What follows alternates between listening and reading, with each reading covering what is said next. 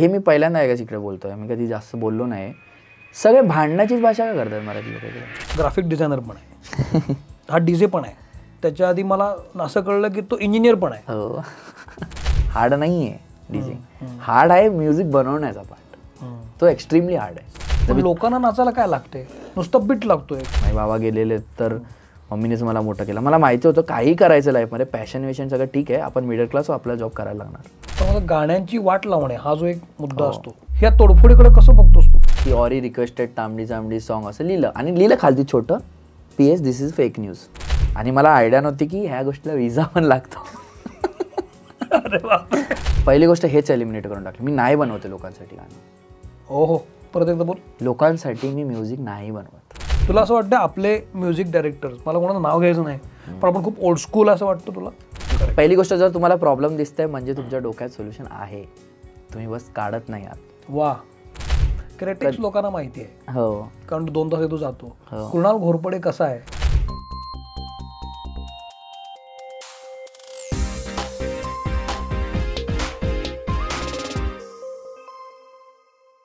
नमस्कार, मी सौमित्र पोटे, मित्रमणीमध्ये मी तुम्हा सगळ्यांचं स्वागत करतो. सगळ्यात आधी तुम्हाला नवीन वर्षाच्या खूप खूप शुभेच्छा. आणि या नवीन वर्षानिमित्तच आज आपल्याकडे आलेला आहे खास पाहुणा, ज्याची वेगळी ओळख करून द्यायची गरज नाही, DJ क्रेटेक्स. मी तुझं खूप स्वागत करतो कृणाल. मी जर त्याची ओळख कृणाल घोरपडे अशी करून दिली असती तर अनेकांना हा कोण असं वाटलं असतं, म्हणून मी क्रेटेक्स अशीच करून दिली. आता मला खात्री आहे की त्याच्याकडून खूप गोष्टी जाणून घ्यायला जसा मी उत्सुक आहे तसे तुम्हीही असाल. पण आम्ही आलेल्या पाहुण्यांचं आधी स्वागत करतो, तुझं करतो आणि मग आपण सुरू करू. नक्की. तर पुणे कॉटन कंपनीकडून ही एक छोटीशी भेट तू आल्याबद्दल, आल्याबद्दल. आणि अश्मन पेबल्स तर्फे हा एक दिवा आहे, हा तू उघडून बघावास. हे मी खाली ठेवतो इकडे. हा दिवा खास तुझ्यासाठी बनवलेला आहे, तू बघ. मग आपण इंटरव्ह्यूला सुरुवात करूया. अश्मन पेबल.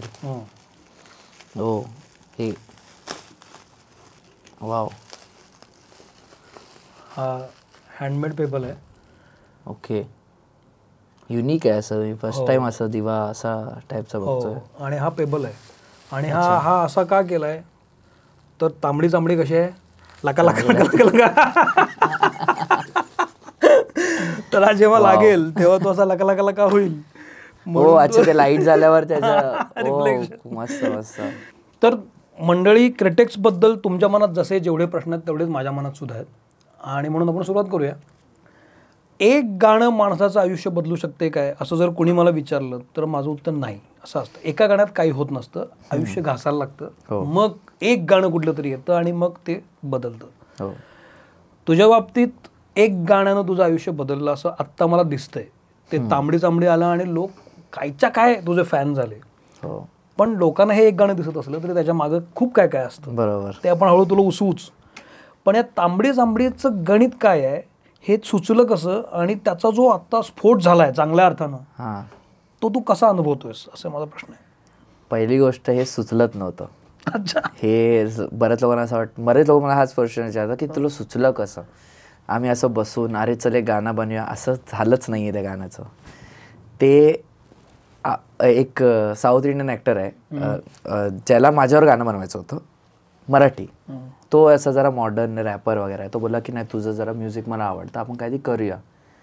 पण मला अपॉर्च्युनिटी दिसते तर मी बोललं चल ह्याला पटकन काहीतरी बनवून देऊया. पटकन म्हणजे 1 तास पण नाही लागला मला, मी त्याला बनवून दिलं काहीतरी. ती होती तांबडी चांबडीची बीट. बरं, तर कशी बीट होती ती? ते जे तुम्ही वोकल्स काढा, ते जे राहिलं ते मी बनवून दिलेलं. बरं, वोकल आधी नव्हते बनले, नुसतं ते म्युझिक, पूर्ण म्युझिक बनवलेलं की ह्याच्यावर तू काहीतरी बनव. तर काही कारणामुळे त्याला काहीतरी मूवी काय झाला आणि तो बिझी झाला. तर तो बोला मी देतो काहीतरी करून, मला जर मूवीमध्ये मी अडकलो. मी बोला ठीक आहे. तर श्रेयसला मी ओळखत होतो. श्रेयस पुण्याचाच आहे. आणि श्रेयसला मी एक रायटर्स बूट कॅम्प अरेंज केलेलं प्रोड्युसरचं. तिकडे मी श्रेयसला भेटलेलो आणि त्याचे सॉन्ग मला आवडायचे, रॅपिंग चांगलं करायचं. तर माझं जरासं ट्युनिंग जमलेलं त्याबरोबर. तर मी त्याला बोललो बघ ही बीट आहे, मी एकाला दिली आहे, तो साऊथ इंडियन काहीतरी करणार बहुतेक, तर तू त्याच्यात तुझं मराठी टाक, आपण ना तिघं काय बघूया काय बनते. वा. तर तुला आपण करूया असं. म्हणलं हा ठीक आहे, मी करून देतो. तर त्याने पण असंच गायगायत काहीतरी बनवून दिलं. हे तांबडी जांबडी लगा लका लका हे बनवून दिलं आणि एक रॅप पार्ट आणून केला. तर मला तेवढाच पार्ट एवढा आवडला ना, मला राहू दे त्याला, आपण नो कॉन्टॅक्ट करूया. सोड राहू दे, आपण ह्यालाच काढूया. म्हणून तुम्ही बरं तांबडी चांबडी चालू होतं ना, स्टार्टिंग पासून वोकल नाही येत, खाली पाडत. ऍक्च्युली त्याला असं वाटलं तो काहीतरी टाकेल त्यात, ते मी तसंच ठेवलंय, कापलं पण नाही मी. तर ते मला आवडलं की हा चल चांगलं आहे. आणि त्याच्यानंतर काही रिस्पॉन्स नाही आला. पण हा त्याचं नाही आलं काय. पण असं मला पण काय एवढं भारी नाही वाटलं की अरे काय बनवलं आपण. म्हणजे आम्हाला मजा वाटत होती, अरे मस्त मस्त झालंय गाणं. पण ते पडलेलं गाणं असं ठेवलेलं फोल्डरमध्ये आणि काय असं काय त्याचं केलं नव्हतं मी. तर श्रेयस शो करत होतात रॅपिंगचे आणि त्याला कसं त्याला नवीन नवीन सॉंग्स इंट्रोड्यूस करावे लागतात. माझ्याकडे माझे मराठी रिमिक्सेस होते जे पॉप्युलर झालेले बऱ्यापैकी, त्यातलं मामाच्या गावाला वगैरे. तर मी त्याच्यासाठी नोन होतो क्लब, हा की मी हे रिमिक्सेस करतो. आणि जेव्हा मी प्ले करायचो तर काय नवीन करण्याचं स्कोप नसायचं ओरिजिनल, काय त्याला तेवढी रिलेटिव्हिटी तेवढा रिॲक्शन येणार नाही. तर मी ते करायला थोडं रिलेक्टंट होतो की हे कशाला हे टाकलं, लोकांना समजणारच नाही काय प्ले करतोय मी. पण श्रेयस ते करू शकतो आणि तो रॅपर आहे आणि तो त्याची गाणी टाकतो त्याच्यात. तर त्याने एकदा तांबडी चांबडी पुण्यात कुठे प्ले केलं आणि त्याचं रिॲक्शन वाईल्ड होतं, कुणीतरी फॅनने काढलेलं वाटतं आणि ते त्याने पोस्ट केलं. तर मी बोला अरे भारी आहे, लोक एवढं आवडते लोकांना हे गाणं, एवढं काय ह्याच्यात. तर मी चालू केलं, मला चल मी पण टाकून बघतो. तर जे पार्टीज माझे मला माहिती आहे ते गॅरंटेड हाऊसफुल आहे हा शो, तिकडे मी ते टाकायचं सुरू केलं की हा चला इकडे मी करू शकतो, इथे ऑलरेडी लोक आलेले आहेत. तर एकदा मी फर्स्ट टाइम ठाण्यात प्ले केलेलं ते. तर चालू झालं आणि लोकांना तांबडी चांबडी लागलं, काय रिॲक्शनच नाही आलं त्याच्यावर. म्हणजे असं नाही की मी ते प्ले केलं आणि लोक मॅड झाले, काही झालं नाही असं. पण त्यात एक लाईन ते श्रेयस पुढे बोलतो, ते क्लबमध्ये क्रिटिक्स तर मराठी वाजणारच, त्याच्यावर लोक ओरडायला लागले. तर मला समजलं अच्छा असा गेम होतोय. People want to find relatable music from me, like मी यारावजी प्ले करतो मामाच्या गाणं. पण तो जो पार्ट आहे क्लबमध्ये क्रिटिक्सचा मराठी वाजणारच, मी समजा एंटायर थिंग जे मी करतोय की मी आला तर मराठी वाजणारच असं. तर तो पार्ट खूप लोकांना आवडायला लागला आणि ते मी रिअलाइज केलं की जेव्हा पण मी ते लावायचो ना लोक मॅड होतात, ओरडा म्हणजे पागल होऊन जातात. मला चला बाबा आपल्याला आपल्या सेटसाठी काहीतरी भेटलं जे ओरिजिनल आहे, आपलं आहे आणि त्याच्यात माझं स्टॅम्प आहे की हे माझं गाणं आहे बाबा, हे रिमिक्स नाही आहे. तर त्याच्या हिशोबानेच बघितलं आणि तेवढंच सक्सेस होतं माझ्यासाठी. मला एक ओरिजिनल गाणं पाहिजे होतं ज्याच्याने माझी ओळख होईल, दॅट्स इट. अजून मला त्या गाण्याकडून एक्सपेक्टेशन पण नव्हती काय. जे झालं की हा मला एक गाणं भेटलं, माझं शो स्टॉपर बोलतो ना आपण, भेटलं काहीतरी. मग काय आलं हळूहळू ना, तो पण जास्त प्ले करायला, त्याला रिॲक्शन भेटायचं, मी पण प्ले करायला मला रिॲक्शन. आणि माझ्या गाण्यात जे श्रेयसचे फॅन होते त्यांना माहिती आहे श्रेयस आहे, हे गाणं जे बोलतो तो श्रेयस आहे. आणि त्याच्या हा कारण की तो हिपहॉप म्युझिक बनवायचा आणि अचानक हाऊस म्युझिक वाला कुठलं गाणं आलं, हे क्रिटिक्सच बनवतो. करेक्ट. सो ते दोघांच्या फॅन्सला ते समजायला लागलं आणि ते आम्हाला भेटलं कधी येणार आहे गाणं. म्हणलं बघू आम्ही टाकू काहीतरी. आणि वी आर स्टील वेटिंग की तो काहीतरी करून देईल तो समजून. हा तर मग त्यांचं काय आलं नाही. बट मग श्रेयस बोलायचं टाकूया, रिलीज करूया, सोड आता म्हणजे काय बघूया ना. तर एवढे लोक मागतायत कारण कसं असतं आम्ही यूट्यूबवर तर टाकू शकतो, इंस्टाग्रामवर टाकू शकतो, पण ते जे असतं ना इंस्टाग्राम म्युझिकमध्ये येण्यासाठी तुम्हाला रिलीज करावं लागेल है ना. तर ते करूया की मग लोक स्टोरीवर टाकू शकतील. करेक्ट. आणि मी माझा लेबल ओपन केलेला आहे हाऊस, त्याच्यावर मी माझे सॉंग्स टाकायचो जे मराठी आहेत बरं, ओरिजिनल आहेत.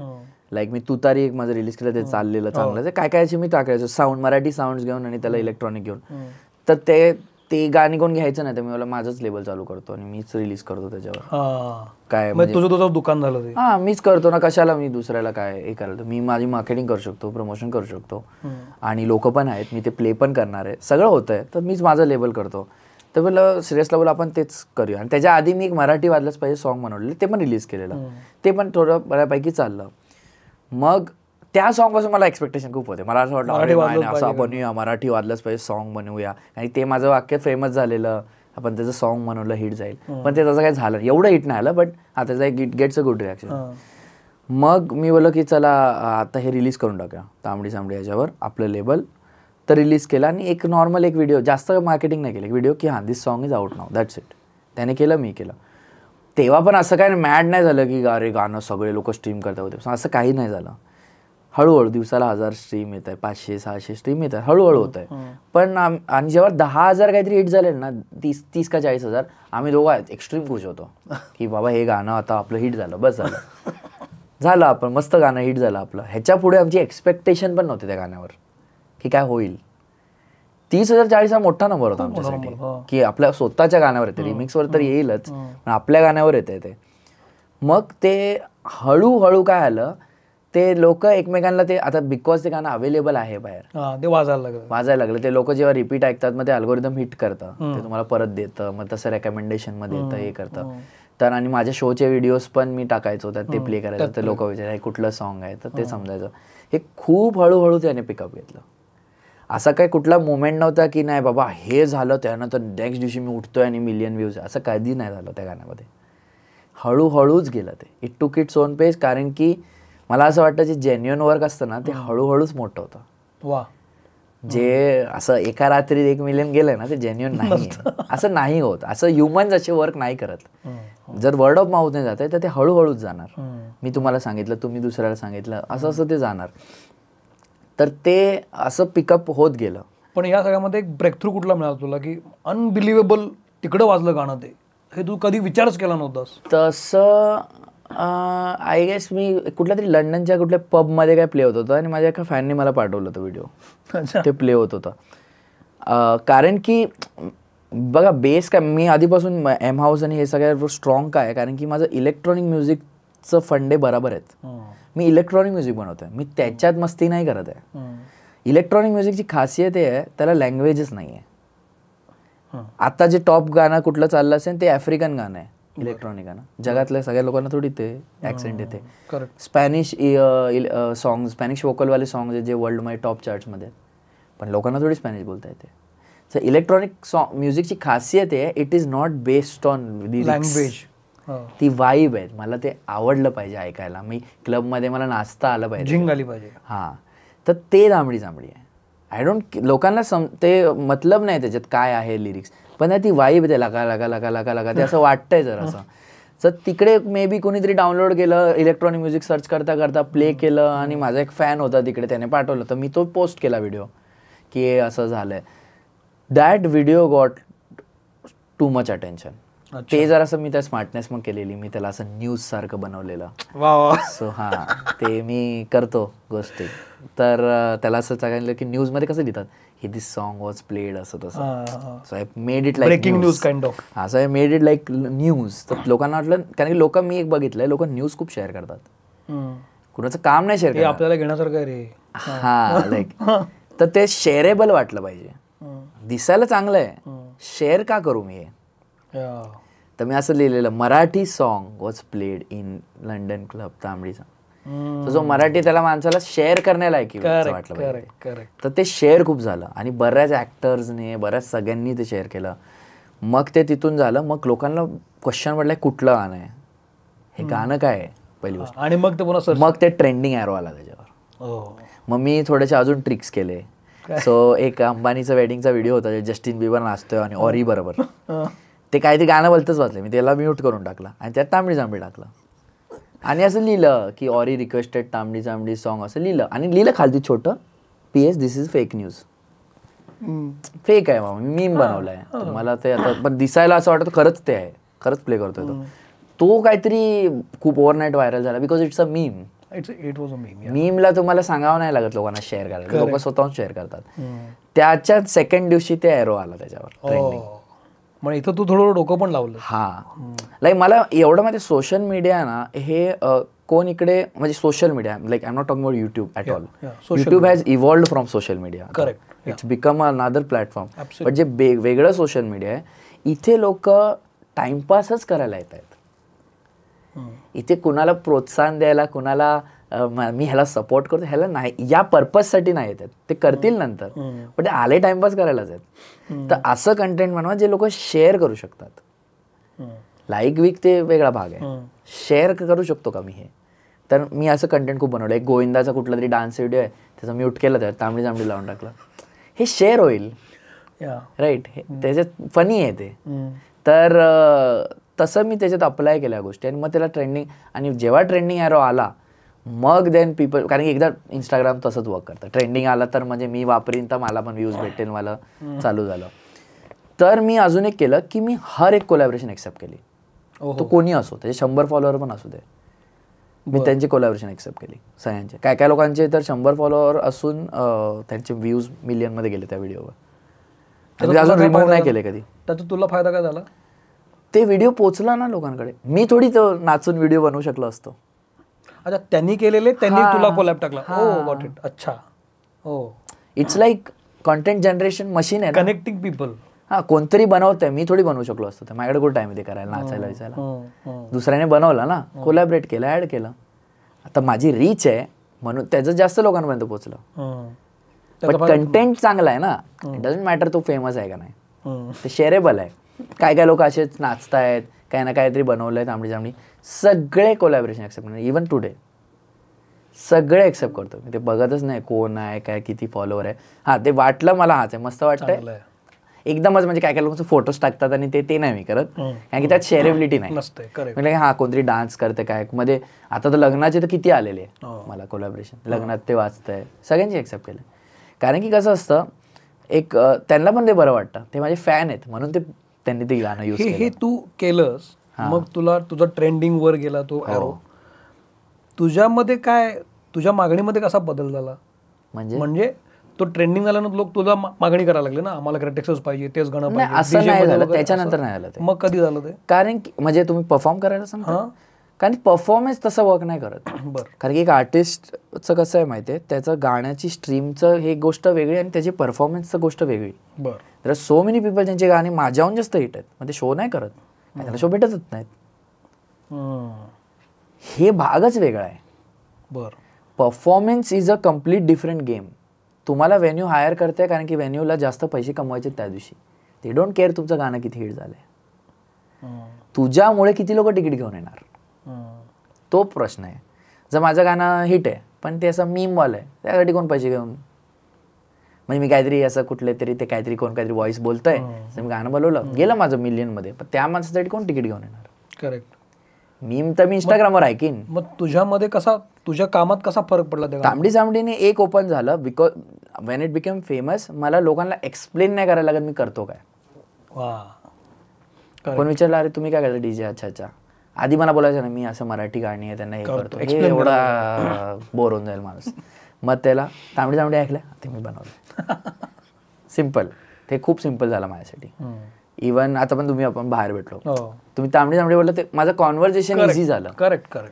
And that has become easier बाहेरच्या स्टेट्समध्ये पण, महाराष्ट्रामध्येच नाही, बाहेर पण. काही ते बाहेर पण परदेशात पर्यंत पोहोचलेला. हो, आम्ही ऑस्ट्रेलिया टूर केलेला, तिकडे पण मला एक्सप्लेन नाही करावं लागत. आता आधी एक्सप्लेन करावं लागायचं. तो एक माझा भाग छोटा झाला, माझ्या मॅनेजरचं काम सोपं झालं की कुठे. अनेकांना माहित नसेल, मगाशी बोलला की मी इलेक्ट्रॉनिक म्युझिक देतो, पण मगाशी बोलता बोलता मला कळलं की हा ग्राफिक डिझायनर पण आहे, हा डीजे पण आहे. त्याच्या आधी मला असं कळलं की तो इंजिनियर पण आहे. म्हणलं मग काय काय काय चाललं, काय तुझ्या आयुष्यात चाललं काय होतं, मुळात तुला व्हायचं काय होतं? नाही, मला आधी म्युझिकचं असं काय नव्हतं, असं म्युझिशियन काय बनायचं असं काहीच नव्हतं माझं. मला तुला इंजिनियर बनून नोकरी करून आपलं नीट पोट भरायचं होतं? नाही, मला कम्प्युटर इंजिनिअरिंग करायचं होतं आणि मला खूप आवडायचं. बरं, मला जेन्युअनली आवडायचं, असं नाही मला फोर्स केलेलं कोणी बनायला. मला काहीतरी कम्प्युटर्स करायला, मला गेम डेव्हलप करायला आवडायचं, मला गेम बनवायचा शौक होता. मला मोठा आलं मी काहीतरी स्वतःची गेम बनवीन, जसे लहानपणी सगळ्यांचं असं गेम खेळायचं, मला पण बनवायचं तसं होतं. दॅट्स वाय मी बोललो की कम्प्युटर इंजिनिअरिंग शिकूया आणि तसं करूया. आणि तेव्हा माझं ओळख झाली इलेक्ट्रॉनिक म्युझिक काय असतं याच्यावर. कारण की इलेक्ट्रॉनिक म्युझिकचं मला आहेत बऱ्याच गोष्टी, पण मला ज्यातली ती गोष्ट आवडली की तुम्हाला कुठलाही इन्स्ट्रुमेंट येण्याची गरज नाही, लॅपटॉप उघडला गाणं बनवू शकतो स्टार्टिंग टू एंड. कम्प्युटरने गाणं बनतंय हे मला खूप फॅसिनेटिंग वाटलं की असं करू शकतो आपण. आणि बिकॉज मी कम्प्युटर इंजिनियर आहे तर मला ते गोष्टी नुआन्सेस समजतात, मला सॉफ्टवेअर समजतात. सॉफ्टवेअर हार्डच आहेत यूज करायला, पण मी त्या फील्डमधून आल्यामुळे ते जरा सोपं वाटतंय मला. तर मला आवडायचं ते बनवायला, असं टाइमपाससाठी. मला असं बनायचं नव्हतं मग इलेक्ट्रॉनिक म्युझिशियन वगैरे. मग तिथे गेलो आणि डिझायनिंग ही गोष्ट मी हे करायचो, मी शिकलेलो सेल्फ लर्न. लहानपणापासून ड्रॉइंग विंगची आवड होती, तर मला ते असं आवडलं की नाही ह्याच्यात फोटोशॉपमध्ये करू शकतो वगैरे.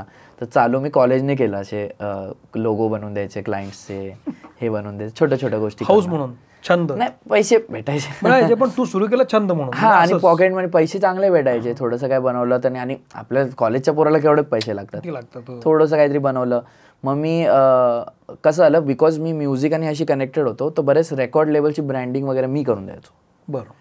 त्यांचं लेबल असतं की ब्रँडिंग, त्यांचे अल्बम आर्ट सगळं मी बनवून द्यायचो. तर ते मला माहिती असायचं एस्थेटिक्स काय पाहिजेत त्या टाईपच्या म्युझिकला, कारण की मी ते सगळंच बघतोय. तर माझं इझी झालं क्लायंट्स भेटणं वगैरे हे सगळं. तर ते पॅरेलली हे सगळं करत होतो मी. पण म्युझिक हे करायचं हे मी डॉक्युमेंटरी बघितलेली डेव्हिड गेटा खूप मोठा डीजे आहे, ती बघितल्यानंतर माझं झालं की मला हेच करायचं आहे.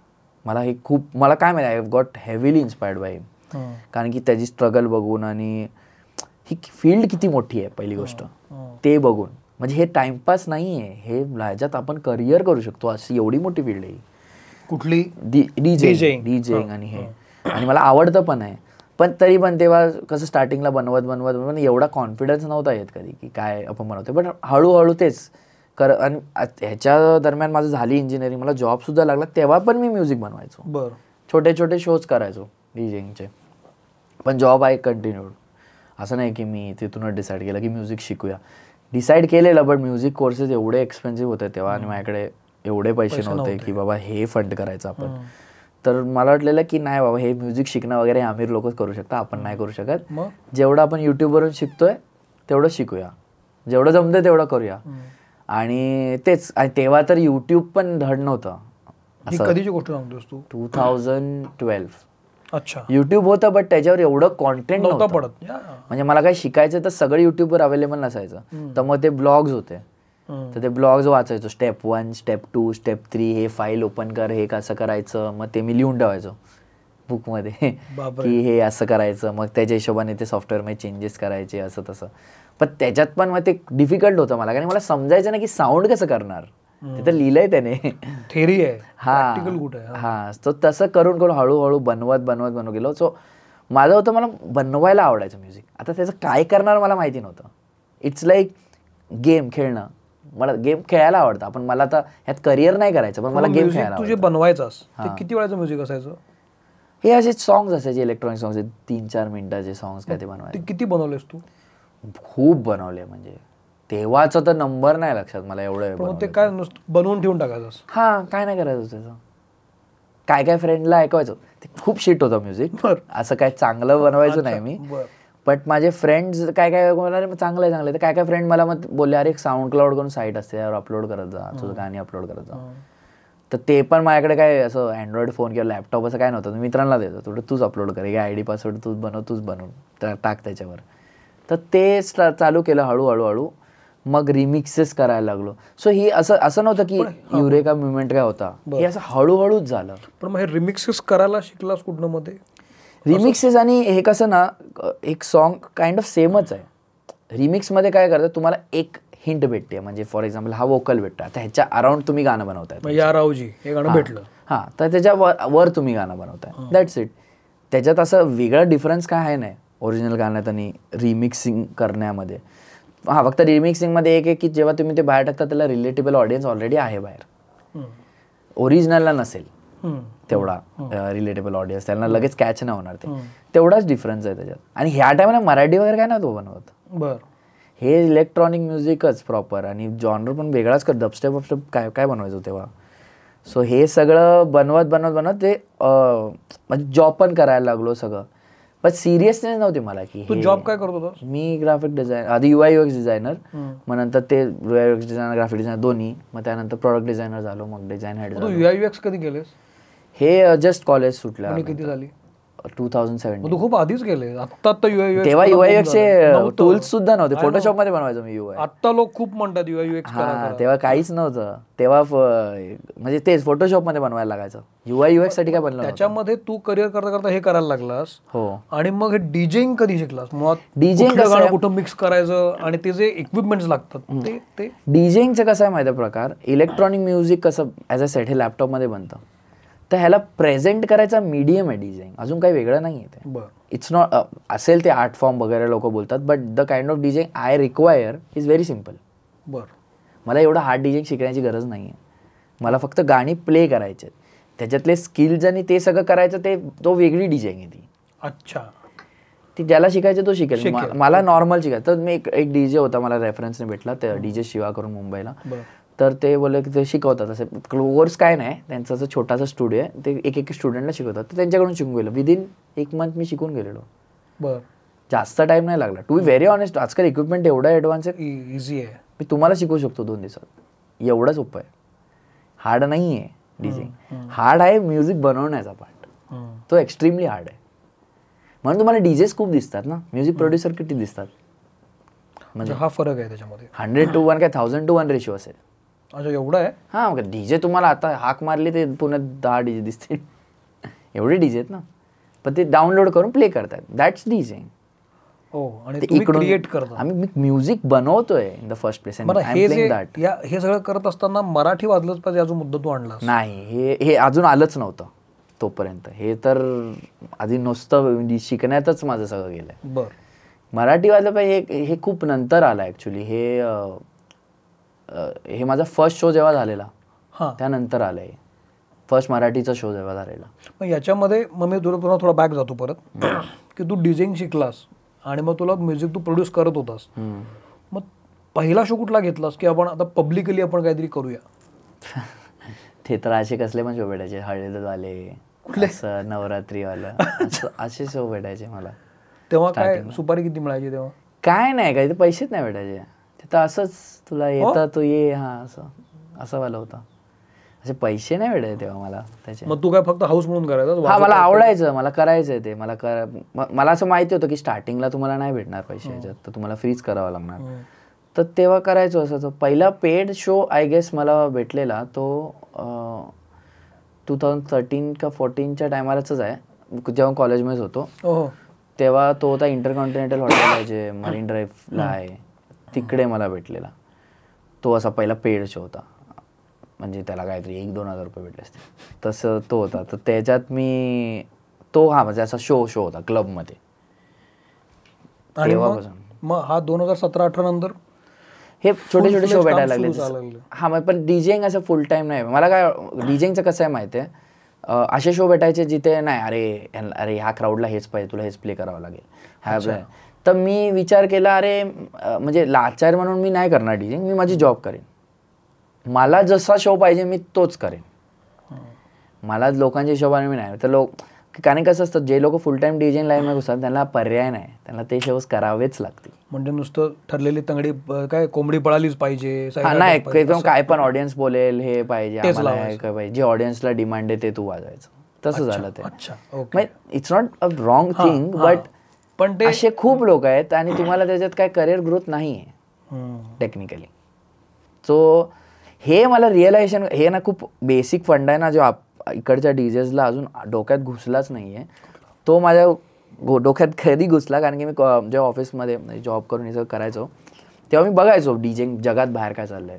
बिकॉज मी बिंग फ्रॉम इंजिनिअरिंग मला गुगल करायची सवय आहे हर गोष्ट, आणि काय गोष्ट आहे त्याची इन्फॉर्मेशन समजा आधी काय आहे ते. तर DJ Mag करून एक साईट असते, त्याच्यावर दरवर्षी टॉप 100 डीजेची रँकिंग येते. It's a public voting system. जगभरातून लोक वोट करतात आणि टॉप 100 डीजेस येतात. तर दरवर्षी मी बघायचो तर टॉप 10-20 मध्ये ते मोस्ट ऑफ द डीजेस नेदरलँडचे असायचे. बोले काय आहे तिकडे असं. टॉप डीजे नाटिंगेल तिकडचा आहे, आफ्रोजॅक तिकडचा आहे, हर्मन व्हॅन ब्युरी, सगळे टॉपचे डीजे तिकडचेच काय आहेत, हे क्युरिओसिटी होती म्हणा. तिकडे खूप मोठा इव्हेंट होतो ADE करून, ॲम्स्टरडॅम डान्स इव्हेंट, ज्यात जगातले सगळे लोक इलेक्ट्रॉनिक म्युझिकचे बिझनेसवाले लोक तिकडे येतात थ्रू नेटवर्क, आणि हे अक्रॉस द सिटी असतो तो, असा एका जागी नसतो. इकडे एक इव्हेंट, इकडे एक इव्हेंट, इकडे तुम्हाला मॅप भेटतो लिटरली की इकडे मला जायचं असं तसं. तर हे मी बघायचो की काय चाललंय ते. 2015 आय डोंट नो समथिंग तो एरा. तर मी ते खूप व्हायरल झालेलं सगळे ADE, I am at ADE, हे सगळे मोठे मोठे डीजेसचं मी बघायचो ADE मध्ये. म्हणजे काय आहे ADE, मग मला समजलं असं असतं. मग जेव्हा मी जॉब करायला लागलो 1-2 वर्षात आणि जरा चांगले माझ्याकडे पैसे आले, आणि माझा एक फ्रीलॅन्सिंग क्लायंट पण तिकडचा निघाला, नेदरलँड. हां, तर मला वाटलं काहीतरी ना, मला असं वाटते ते जावं लागेल, आपल्याला हा स्टेप घ्यावा लागेल.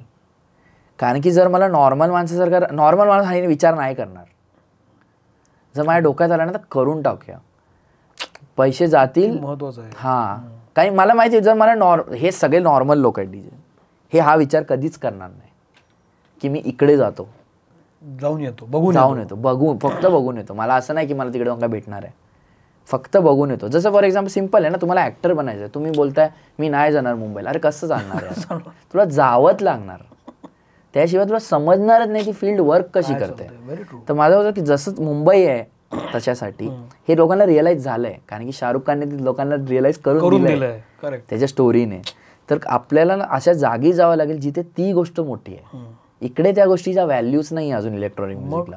तर गेलो तर माझे जेवढे पैसे होते सगळे रिटर्न तिकीटमध्ये टाकले मी, जेवढे होते त्याने. बाकी मी हॉटेल वगैरे सगळं क्रेडिट कार्डच्या ह्याच्यावर घेतलं. आणि मला आयडिया नव्हती की ह्या गोष्टीला विजा पण लागतो. मला माहिती नव्हतं. मी तिकीट घेऊन बसलोय आणि मग केला असं रे, आय फाउंड आउट की असं असतं, विजा वगैरे घ्यायचा असतो. मग स्टे कसं करणार, करन्सी कशी करायची, मला काही प्लेनमध्ये नाही बसलेलो बापरे कधी लाईफमध्ये. मला ते सुद्धा नव्हतं माहिती की आपण फ्लाईट ते एअरपोर्टला गेलं तर लगेज काय करायचं असतं, कसं सिक्युरिटी, मला काहीच नव्हतं. डायरेक्ट इंटरनॅशनल ट्रिप ॲम्स्टरडॅमला जातोय मी. सो मी गेलो आणि तसं तिकडे पहिल्यांदा जेव्हा पोहोचलो एकटाच, कोण नव्हतं सोबत, कोण नाही, एकटाच गेलो. तिथे गेलो 5 days ते असतं, मी 5 दिवसासाठी होतो पूर्ण. आणि तिथे गेल्यानंतर म्हणजे ते असतं ना एक्स्ट्रीम अनकम्फर्टेबल सिच्युएशनमध्ये टाकलं मी स्वतःला. एक तर मी अशा देशात आलो जे भाषा येत नाही आपल्याला तिकडची, कुठे म्हणजे असं नाही आहे की रिक्षावाले इधर चल इधर छोड, असं नाही आहे ना ते. तिकडे सगळं फिगर आउट करायला लागणार, पब्लिक ट्रान्सपोर्ट कसं वर्क करतं, काय करतं, छोट्या आपण काय पैशावर नाही कॅब आहे जातोय, ते सगळं फिगर आउट केलं व्लॉग्सने कसं असतं तिकडे पब्लिक ट्रान्सपोर्ट, ते सगळं करून. पण आता तू कट लॉंग स्टोरी शॉर्ट, मी तिकडे सगळं बघितलं आणि मला समजलं हे लोक जे इलेक्ट्रॉनिक म्युझिकला इम्पॉर्टन्स देत आहेत, आपण 20 वर्ष मागे आहोत. आपल्याकडे कुणाला घंटा आयडियाने काय चाललं आहे इलेक्ट्रॉनिक म्युझिकमध्ये, जे ह्यांना माहिती आहे. त्याच्यामुळे कदाचित सगळे मोठे DJ इकडचे आहेत, त्यांच्यामुळे तो आर्ट फॉर्म चाललाय है ना. तर तिथे कसं असतं, कॉन्फरन्स असतं डे टाईमला आणि नाईट टाईमला शोज असतात. काही शो फ्री असतात, काही पेड असतात. मी दोन्ही काय अटेंड केलं. तर एक मला रिअलाइज झाली गोष्ट, तिकडे तो मोठेपणाच नाही, मोठ्यातला मोठा DJ असा सायकलवर फिरतोय, त्याच्या मागे त्याला काय घमंड नाही त्या गोष्टीचा. काय तिथे ती गोष्ट नॉर्मल आहे, ती तसं काही मोठी नाही तुम्हाला चेस करणार. इकडचा एक DJ जरा मोठा असतो, चष्मा घालूनच फिरतो, जॅकेट घालूनच फिरतो. म्हणजे मला 2 कॉन्ट्रास्ट दिसले क्लिअरली. प्लस तिकडचं मला जे कॉन्फरन्सेस होते त्यातले काय DJला ते प्रश्न विचारले. जसं आपला इंटरव्ह्यू चालला, तिथे कुणाचा इंटरव्ह्यू चाललेला, तर त्याला विचारलं की तू एज्युकेशनमध्ये काय केलं आहे वगैरे. तर तो सांगत होता असं असं आहे. तर तिकडे असं आहे त्या कंट्रीमध्ये की तुम्ही जर लोन घेऊन कुठलं डिग्री करताय आणि तुम्हाला जर फर्स्ट क्लास भेटला तर लोन माफ. हो. तर ह्याच्याने किती सिक्युरिटी भेटते एका माणसाला की मला माझं म्युझिक करायचं, पण मी एक डिग्री करून ठेवतो, त्यात मी मार्क काढतो, तर मला पैसे द्यायची गरज नाही है ना. तर ह्याच्यामुळे लोक पेरेंट्स पण ओकेच राहतील. करेक्ट. शिकला तरी फर्स्ट क्लास मिळवायचा. तर हे पण वाटलं की ती कंट्री पण केवढी सपोर्टिव्ह आहे त्या गोष्टी. आता तो तर भाग आपण चेंज नाही करू शकत, म्हणजे मी एकटा तर नाही करू शकत. तर हे मला समजलं की पहिली गोष्ट आपल्याला चेंज करायला लागेल आपला माइंडसेट. आपण इंडियन माइंडसेटच्या हिशोबाने काम करतोय, त्याचा माइंडसेट आणावा लागेल पहिला. तर ते जसा विचार करतात, जसं द वे दे, पहिली गोष्ट तर म्युझिक बनवणं किती इम्पॉर्टंट आहे ते त्यांना माहिती आहे. सगळ्यांचे ओरिजिनल गाणी हिट आहेत म्हणून ते DJ मोठे आहेत, त्यांचे रिमिक्सेस हिट आहेत ते म्हणून ते वर नाही. प्रोड्युसर्स, त्या म्युझिक प्रोड्युसर्स. तर मला समजलं हे करायचं आहे, म्युझिक प्रोड्यूस करायचं. आणि मग I got discover to house music. मग मला समजलं house music is actually the main thing, ज्याच्याने हे सगळे इलेक्ट्रॉनिक जॉनर्स आलेत, म्हणजे डेरिव्हेटिव्हज आहेत सगळे त्याचे. तर मी त्याच्यावर खूप स्टडी केला आणि मला हाऊस म्युझिक म्हणणार आता आयुष्यभर मला हेच बनवायचं, म्युझिक हाऊस म्युझिकच बनवा. मला खूप आवडलेलं आहे. मी ते माझ्या डोक्यातून जातच नाही आहे म्युझिक. आणि तेव्हा जेव्हा मी भारत आलो ना इकडे, तेव्हा मला समजलं की हे माझं माइंडसेट चेंज करणं important. I was about to say की तू जाताना तुला काहीच माहीत नव्हता विमानात कसं बसायचं, आणि तू जेव्हा 5 दिवस करून जेव्हा परत आलास तेव्हा तू कसा होतास? तेव्हा मी ना खूप कॉन्फिडंट झालो लाईफमध्ये. आणि मला तरी असं वाटतं every person should do 1 solo trip at that location जिथे तो एक्स्ट्रीमली अनकम्फर्टेबल असेल. इंडियामध्ये नका जाऊ, तुम्ही कम्फर्टेबलच असणार. कुठे झालं तुम्हाला लोक घरापर्यंत सोडू शकतात एवढं इंडियामध्ये कम्फर्ट आहे. अशा जागी जावा जिथे तुम्हाला एक्स्ट्रीमली अनकम्फर्टेबल होणार. तुम्ही एकटे जावा, लिटरली एकटे जावा. ते ग्रुपमध्ये काय नाही होत. टाइमपास होतो ग्रुपमध्ये. 4 लोक टाइमपास करणार, हे करणार 4 लोक बोलणार अरे माझं हे नाही, मला मी इकडे नाही हे नाही, त्यांच्या हिशोबाने डिसिजन्स घ्यायचे. त्या ट्रिपमध्ये तुला सगळ्यात, तिथं तू अनकम्फर्टेबलीच गेला होतास, इन्सिक्युअर होतास, सगळ्यात कुठल्या गोष्टीची डील करणं कठीण होऊन बसलं तुला, की तिथं मी गेलोय खरं पण आता I don't know how to deal with it, म्हणजे हे करू काय मी आता, अशी काय सिच्युएशन आली होती? आधी मला ट्रान्सपोर्ट करायला थोडा प्रॉब्लेम झालेला, पण एका दिवसात तो क्लिअर झाला. मला काही एवढं सपोर्टिव्ह असतात ते सुद्धा. हां, एव्हरीवन इज व्हेरी हेल्पफुल. मला आधी वाटलं याला इंग्लिश, इकडे डच बोलतात, आपल्याला डच येत नाही, सगळे इंग्लिशमध्ये बोलतात, काही प्रॉब्लेम नाही. दे आर व्हेरी हेल्पफुल लोक तिकडचे. मी मेन सिटीमध्ये होतो तर ॲटलिस्ट तिकडचे लोक तर हेल्पफुल होते. अजून एक मला लोकांची सवय समजली तिकडची, तर it's a very big joke about Dutch people. खूप स्ट्रेट फॉरवर्ड असतात. म्हणजे तुम्हाला आता हा शर्ट असा का घातलाय, I don't like this shirt असं बोलतील. अच्छा. पण इट्स अ व्हेरी नॉर्मल टोनमध्ये. तुम्हाला असं वाटेल हा भांडतोय, पण ते खूप straight forward. And this is the very big joke of Dutch people. आणि ते पण मला असं वाटतं हॅज कंट्रीब्युटेड टू द काय बोलतात त्याला, ह्या म्हणजे म्युझिक स्पेसची ग्रोथ. कारण की फीडबॅक ऑनेस्ट आहे, लगेच आहे. Correct, straight forward. खराब तर खराब आहे, ते आता तुम्ही चांगलं करून नाही सांगणार ना, त्याला मी शुगर कोट करून सांगणार आहे. तू जेव्हा नेदरलँडमधनं परत आलास, मग जे तू पुन्हा करायला घेतलंस म्युझिक, त्यात काय फरक झाला? तर मी हाऊस म्युझिक सुरू केलं बनवायला, आणि the kind of sound I was picking, मला क्लिअरली डिफरन्स समजला मी का ते पिक करतोय. थांबा, इथं का तू पिक करतोय पार्क कर. हाऊस म्युझिक हे तू एक्सप्लेन कर ना, काय असतं हाऊस म्युझिक आपल्या लोकांसाठी? सो हाऊस म्युझिक एक बीट आहे, ठीक आहे, ती बीट आयकॉनिक आहे, त्या सगळ्या सॉंग्समध्ये तीच असते. तुझं हाऊस म्युझिक बीट ऐकण्यासाठी कुठलं ऐकावं गाणं, की हे गाणं ऐका याच्यामध्ये तुम्हाला करेक्ट कळेल हाऊस म्युझिक, का सगळे हाऊस म्युझिकच आहे? म्हणजे माझं गाणं सगळं हाऊस आहे, तांबडी तांबडी हाऊस आहे. बरं, हो, सगळं हाऊस म्युझिक आहे ते. सो बेसिकली जर तुम्ही बूट्स अँड कॅट्स हा शब्द बोलाल कंटिन्युअसली, दॅट इज हाऊस म्युझिकची beat. Boots and cats and boots and cats and boots and cats and असं. That is house music. पण त्याला सो बेसिकली त्याची शॉर्टमध्ये मी हिस्ट्री सांगतो. त्याचं बेसिकली एक रोलँड कंपनी माहिती असेल ना तुम्हाला, तर रोलँडने जॅझ म्युझिशियन्ससाठी एक बीट मशीन बनवलेली त्यांना प्रॅक्टिस करण्यासाठी, जी चालली नाही. तर ते सगळ्या जॅझ म्युझिशियन विकून टाकली भंगारात. आणि हे तेव्हा त्याच टायमाला ब्लॅक आणि व्हाईट लोकांचा काहीतरी प्रॉब्लेम झाला होता US मध्ये, एक्स्ट्रीम प्रॉब्लेम झाला होता. आणि तो प्रॉब्लेम RJs पर्यंत पोहोचलेला. So white RJs use to dis a lot of black people on broadcast. आणि त्यांनी बॅन आणला डिस्को म्युझिकवर, कारण की disco music was played by black. तर आता प्रॉब्लेम झाला, इंडस्ट्री इफेक्ट झाली डिस्को म्युझिक DJs आणि परफॉर्मर्सची. तर ते काय केलं त्यांनी, ते डिस्को रेकॉर्ड्स ते लिटरली तसं म्हणजे खूप लाईक डिस्को रेकॉर्ड प्ले करणं किंवा ठेवणं सुद्धा वॉज अ रेसिझम, तसं प्रॉब्लेम. एवढं टोकाचं होतं सगळं, एवढं टोकाचं झालं. तर काय आलं, काही लोकांना DJ बोल त्यांच्या सर्वायवलवर आलेलं, त्यांनी काय केलं, आपण काहीतरी वेगळ्या टाईपचं म्युझिक करूया. तर ते भंगारात जे विकले ना, ते त्यांनी घेतलं आणि डिस्को म्युझिक रेकॉर्ड जिथे लावले आणि ते एकत्र प्ले केलं. अच्छा. आणि त्याची जी डिफॉल्ट बीट होती ती आता हाऊसची बीट आहे.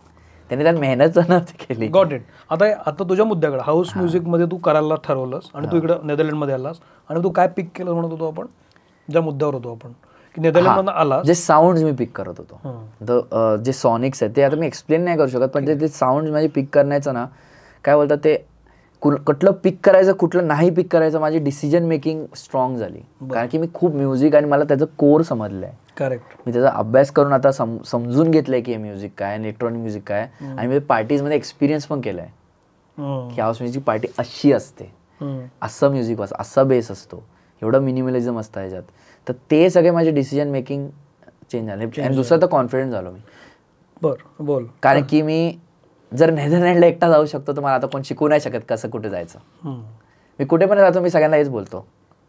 कोण मला बोलतो अरे तू इथे गेलाय, तुला माहिती आहे का तिकडे, मी मी जाऊन आलो, मला शिकवू नको. मी सगळ्यांना आजच बोलतो, काही खरंच तेवढा कॉन्फिडन्स. पण मग ह्याचा दुसरा पार्ट असा आहे पॉईंट, की तू इथं तसं काहीतरी करायला जाशील, पण इथल्या DJ खूपच मागे असतात, त्यामुळे त्याच्यात एक फरक दिसायला लागतो की हा वेगळंच आणले काहीतरी यानं, असा ट्रेंड इथला नाहीये. इथल्या लोकांची टेस्ट वेगळी आहे, त्यांना ते ऐकणं गरजेचं असतं. हे कसं केलंस मग ते? पहिली गोष्ट हेच एलिमिनेट करून टाकली, मी नाही बनवते लोकांसाठी गाणं. हो, परत एकदा बोल. लोकांसाठी मी म्युझिक नाही बनवत, हे मला तिथून समजलं बाहेरून येऊन. ते लोकांसाठी गाणी नाही बनवत, ते स्वतःसाठी बनवतात. आणि कुणासाठी मी गाणी बनवणं इज अ वर्स्ट कर्स जर मी कुणाचं ऑडियन्सचं डोक्यात ठेवून बनवलं तर. कारण की हे एक सब्जेक्टिव्ह आर्ट फॉर्म आहे. एकच गाणं ह्याला आवडू शकतं, ह्याला अजिबात नाही आवडू शकत. तर मी कसं समजणार मी जे बनवतोय राईट बनवतोय. त्यापेक्षा मीच ऑडियन्स आहे, मला आवडलं पाहिजे. ते तर मी समजू शकतो ना मला आवडतंय का नाही. मला आवडतंय, मी ह्याच्यावर डान्स करू शकतो, एवढं मला समजलं. ह्याच्यासाठीच गाणी बनवा. तुम्ही म्युझिक ऑडियन्ससाठी बनवताय, ते त्यांना आवडलं तर ठीक, नाही आवडलं तरी ठीक. पण आपले जे जातभाई असतात, म्हणजे माझ्याच इंडस्ट्रीमधले लोक, तर त्यांच्याशी तुझा कनेक्ट असेलच. मग त्यांनी तुझ्यावर असं कधी हे नको करू, हे कर असं, हा स्ट्रगल कसा असतो? मला असं वाटतं ओके आहे, ठीक आहे. मला पण बरेच म्युझिक नाही आवडत ना. मग ह्याच्यात ग्रुपिझम असू शकतो की तुला ठेवायचं आपल्यामध्ये, तू काहीतरी वेगळंच करायला लागलायस असं असतं? पहिली गोष्ट या इलेक्ट्रॉनिक फील्डमध्ये कोण हायच नाही, तर ग्रुपिझमचा विषयच येत नाही. यात विषय येतो मॉडर्न आणि ऑथेंटिसिटीवाला. करेक्ट. हे तो ऑथेंटिक नाही, वाट लावतोस गाण्याची वगैरे, ते येतं. Which is I respect your opinion. तुम्हाला नसेल आवडत, मग मी आता काय करू शकतो? I am not there to please one person, right. मला तर माझं पहिले करा, मला आवडतं तेच मी बनवणार. पण आता गाण्यांची वाट लावणे हा जो एक मुद्दा असतो, हा अनेकांना भोगायला लागलेला आहे. म्हणजे अवधूत गुप्तेने जेव्हा जय जय महाराष्ट्र केलं होतं तेव्हा त्यालाही ते भोगायला लागलं. एक्स्ट्रीम. तेव्हा मोरावरचं गाणं केलं होतं त्यानं, त्यातही त्याला बाई बाई मन मोराचा कसा, त्यात पण त्याला. आणि आता तू जेव्हा या रावजी जी जी जी जी करतोस, ते पण तोडफोडच असते त्याची. म्हणजे टेक्निकली तुझी गाणी ऐकली काही. मग ह्या तोडफोडीकडे कसं बघतोस तू? जे ओरिजिनल गाण्याचे फॉर्म्स आहेत, जे त्याचे इमोशन्स आहेत, जे ओरिजिनॅलिटी आहे, ती कम्प्लीट ब्रेक करून आपण ते रिदमिक आणतो. ते गाण्याला अर्थच उरत नाही काही, ते गाणं काही उरतच नाही. एक्झॅक्टली. फक्त त्याचा एक आलाप आकार घेऊन तुम्ही ते करेक्ट मेकॅनिकल करता. करेक्ट. हे ह्याच्याकडे कसं बघतोस तू? मी तेच आहे ना, मी बनवतच नाही ना मराठी म्युझिक, मी इलेक्ट्रॉनिक म्युझिक बनवतोय. मला लिरिक्स कुठल्या डायरेक्शनमध्ये आता मला त्याच्याशी काय घेणं देणं नाही आहे. मला तर वाईब आले पाहिजे. लोक नाचतायत की नाही क्लबमध्ये, नाचतायत ना. जर नाचत नसतं तर मी रॉंग बनवतोय काहीतरी. लोकांना नाचायला काय लागते? नुसतं बीट लागतोय. हां, मग तो बघा प्रकार आहे. बरं. एक आहे मी गणपती विसर्जनमध्ये नाचतोय, करेक्ट, जिथे मी फुकटमध्ये आलोय. एक आहे मी क्लबमध्ये नाचतोय, जिथे मी 1000 रुपये एंट्री देऊन 3 पट एक्सपेन्सिव्ह दारू पिऊन आतोय. इकडच्या वाईबला हे नाही आवडणार आहे, इकडच्या माणसाला हे नाही आवडणार. मी ह्यांच्यासाठी बनवतच नाही आहे, मी क्लबवाल्यांसाठी बनवतोय. कारण की इलेक्ट्रॉनिक म्युझिक हे क्लबमध्येच प्ले होतं, हे बाहेर नाही प्ले होणार. आता ते होतंय, आय डोंट नो, ते ठीक आहे, होतंय, बट मॅक्सिममली ते क्लबमध्येच होणार. ती वाईब नाही भेटणार मला. आता ती बीट पण त्या वाईबमध्ये पाहिजे ना. आता मी झिंगाट लावला, त्याची वाईब क्लब वाईब नाही आहे, त्याची वाईब इकडची वाईब आहे. हां, गणपती डान्स आहे, तसं आहे. त्याला त्या वाईबमध्ये मला बनवायचं. मी इलेक्ट्रॉनिक म्युझिक बनवतो. अगेन ते जे ब्रेकिंग आहे त्या गोष्टींचं, ते छोटं छोटं होत आहे, हे इलेक्ट्रॉनिक म्युझिकमध्ये वर्षानुवर्ष होत आहे. मी मराठीचं आता ते बोलतात वाट लावतात, ते लोक ओल्ड जॅझची वाट लावतात. हां, ते लोक पिंक फ्लॉइडची गाणे घेऊन वाट लावतात. त्यांच्या पण पिंक फ्लॉइड फॅन्स बोलत नाही हे काय वाट लावतोय. पण तेच मला समजलं हाऊस म्युझिक समजून. Sampling is a essential part of electronic music. When you sample something, you are using it as an instrument, not as vocal. तुम्ही एका माणसाच्या आवाजाला इन्स्ट्रुमेंट सारखं वापरताय. आता इन्स्ट्रुमेंट मी कसा पण वाजवू ना. Got it. मी तर कधी बोललोच नाही की ते आता जर मी सांगितलं तांबडी चांबडी तर लंडनच्या पबमध्ये त्यांना काय समजलं तांबडी चांबडी काय, पण नाचत होतं सगळे. सो इलेक्ट्रॉनिक म्युझिकचा मुद्दाच आहे, त्याला बोलतात EDM, electronic dance music. Dance करता आलं पाहिजे. डान्स करता येत नाही मग मी चुकतोय काहीतरी. आता तू बोलता बोलता बोललास की तुझं जे इलेक्ट्रॉनिक म्युझिक आहे ते आता इकडे आलेलं आहे, म्हणजे इकडे लोक वाजवायला लागलेत ते म्युझिक, बाहेर यायला चेंज झालंय. याकडे कसं बघतोस तू? हे माझ्याकडे खूप शॉकिंग आहे. मला कधीच एक्सपेक्टेड नव्हतं की हे असं होईल, की ह्यांना हे आवडेल. आणि this is happening I guess after Tambdi Chambdi. हो, लाईक मी तुम्हाला एक किस्सा सांगतो. आता एक राशीन करून एक गाव आहे पुण्याच्या पुढे, तिथे मी रोहित शर्माचं काहीतरी एक क्रिकेट अकॅडमी त्याची ओपनिंग होती काहीतरी. तर बरेच लोक आलेले. एक काही तिकीटेड इव्हेंट नव्हता, साधा इव्हेंट होता. तर मला असं बोलवलेलं रोहित शर्माच्या आधी, क्रिटेक्स करून आहे येणार आहे आणि 15-20 मिनटं काहीतरी परफॉर्म करणार आहे. तेवढंच होतं तो. म्हटलं चल जाऊया काय आपलं, म्हणजे it's more of an appearance show. मला काय असं प्ले करण्यासाठी ते नाही बोलवलं आहे, बट आपली लोक एक्सायटेड होते तांबडी सामडी वगैरे ऐकण्यासाठी. तर मी माझं तेच आय एम हाऊस म्युझिक, जे मराठी आणि हाऊस म्युझिक करतो ते प्ले करतो. एव्हरीवन वॉज डान्सिंग, सगळं चांगलं होतं. मग तांबडी सामडी प्ले केलं. पण नंतर मला समजलं अरे रोहित शर्मा गेस लेट येणार थोडं 10-15 मिनटं, तर आय हॅव टू एक्सटेंड. तर मी बोललो अरे आता मी ऑलमोस्ट क्लोज करणार होतो झेंगाट ढिंगाट लावून की हा चला आता हे गाणी लावूया, आता हे येणार. तर ते मी झिंगाट ढिंगाट करतोय, मग ओरिजिनल वाजवायला चालू केले आपले डॉल्बीवाल्या वगैरे. मला वाटलं गाव आहे ते एन्जॉय करतील. I was shock to see ते एन्जॉय नव्हते करत. काय बोलतो, झिंगाटवर करत होते ते तर ऑफकोर्स, बट डॉल्बीवाल्यावर ठीक आहे, मग नाचताय नेहमीची गाणी आहेत. हा, म्हणजे तेवढी एनर्जी नव्हती वाटत. मग मी माझ्या मॅनेजरला बोललो भाई आता मी काय करू, आता तो अजून लेट येतोय. तर तो तर एक काम करायच्या आधी वाजवायचा ना, फर्स्ट वाजवत होतास ना तेच वाजव परत, त्याला आवडेल. चल वाजवतो, माझं काही नुकसान तर नाही होणार आहे. ते वाजव परत, मग नाचायला लागले ते हाऊस म्युझिकवर नाचायला लागले ते लोक. आणि आय वॉज शॉक्ड. मी तो अख्खा तो जर्नी मला काहीतरी मला असं वाटतं मी स्वप्न बघतोय कदाचित. हे पॉसिबल नाही आहे. लाईक हे भले दिसायला असं वाटतं गाणी प्ले करतो लोक नाचाय, असं नाही आहे ते. हे इलेक्ट्रॉनिक म्युझिक एक क्लब टाईपचं एन्व्हायरमेंट देतं, ते ह्यांना कसं समजतं आणि हे कसे नाचतात त्याच्यावर. आणि तेव्हा मला समजलं इट्स हा ग्रेट गोष्ट टू तांबडी सामडी. त्याच्या फेममुळे ते झालं आहे. त्यांना ते यूज टू झालं. माझ्या मॅनेजर मला एकच सांगतो, तू त्यांचा म्युझिक टेस्ट इव्हॉल्व करून टाकलाय, त्याला आता ते आवडते. मग आता मला एक सांग, हे फार महत्वाचं आहे. हा मला वाटतं ट्रेंड सेटर आहे, म्हणून तांबडी चांबडी ट्रेंड सेटर वाटतं मला, की त्याला तू क्लबमधनं बाहेर आणू पाहतोयस किंवा ते आलंय. पण अल्टिमेटली लोकांना नाचायला काय लागतं, एक बीट लागतोय. ढिकचिक ढिकचिक ढिकचिक लावलंस की 5 मिनिटांना सगळेच जिंगायला लागतो. तू काय लावलेस एका पॉईंटला कळतच नाही. पण मग हा बीट मुळे लोकांना नाचायला लावणं सोपं आहे का अवघड आहे? हाऊस म्युझिकचं कसं आहे माहिती आहे, एक सायंटिफिक रिझन आहे त्याच्यात तो BPM आहे, बीट्स पर मिनिट, इट्स 128, 125, 128च्या आसपास.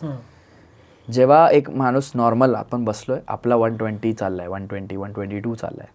पण जेव्हा मी एका क्लबमध्ये घुसलो, जरा एक्साइटमेंट दिसली, तो ऑटोमॅटिक 124वर शिफ्ट होतो आणि जशी दारू गेली बोटात ती 128वर पोचते. तर तुमची हार्टबीट आणि बीट्स मॅच झालेत. तुम्ही मी तुम्हाला गॅरंटी देतो, जर मी ते हाऊस म्युझिक तिकडे लावतोय आणि तुम्हाला चॅलेंज दिलं की नाही नाचायचं तुम्ही शक्यच नाही, हलणारच काय, असं थोडं हलणारच होणारच. आणि ते मॅच झाली फ्रिक्वेन्सी, म्हणून हाऊस म्युझिक वर्क करत आहे. दुसऱ्या जॉनरचा BPM तेवढा नसतो. हे आता कमी असतो, आता जास्त असतो. मग तिथे त्या आता फॉर एक्झाम्पल सायकेडेलिक जे गोवा विवामध्ये वाजतात, विच इज 160 BPM. काय बोलतो? हा, ते मग ते दोघं ड्रग्स करून त्या BPM पर्यंत पोहोचतात.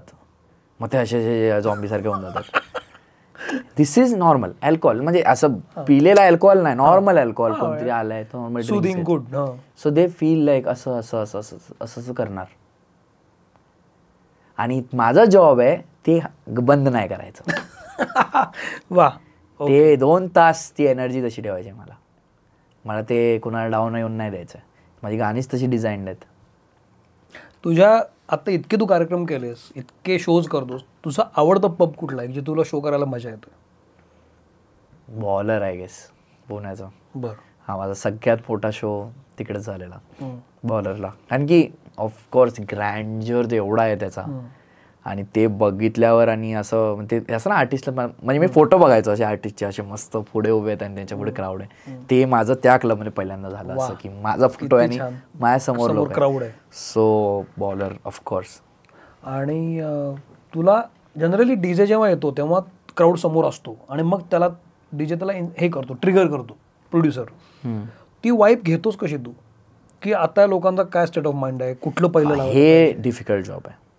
हे डीजेचं सगळ्यात मोठं डिफिकल्ट जॉब आहे, कारण की त्याला क्राऊड रीड करायचं आहे की कुठे नाचवायचं कुठे काय.